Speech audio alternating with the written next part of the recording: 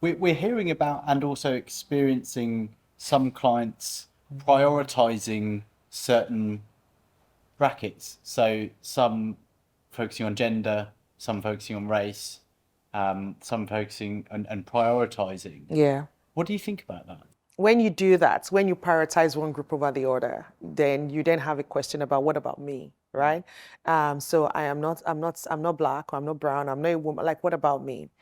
But what we always say is it's great for an organization to start from somewhere, because an organization, no matter how big, cannot do everything at the same time. I guess where a lot of organizations have gone wrong in the past is they focused on gender to the exclusion of everything. So for a lot of companies for a long time, their diversity and inclusion programs meant one thing and one thing only. It meant gender. And then that was even not intersectional. So when you look at the gender and you look at the women that were progressing, they were all women that looked one way.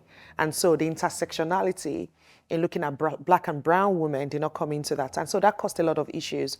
And that's why you will hear some phrases where people say there's no diversity even within diversity.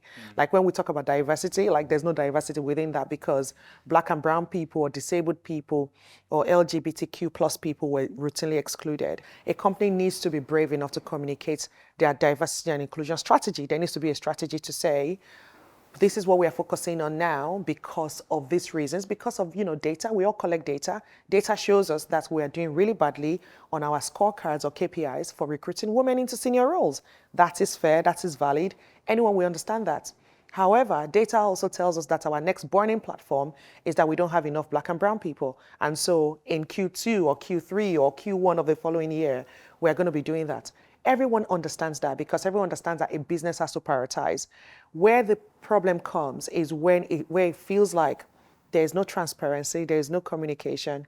And if I'm not a white woman, I cannot progress. And that is where we then see the fraction within diversity, where people are saying, I'm not going to engage with this because diversity only means one thing. But I feel like every organization needs to start with a strategy. You should prioritize where your data tells you there is an issue and communicate that, and everybody understands that. Now, does that mean everybody will sign up to it? No, but you will never get that. Anyway, 100% is not possible.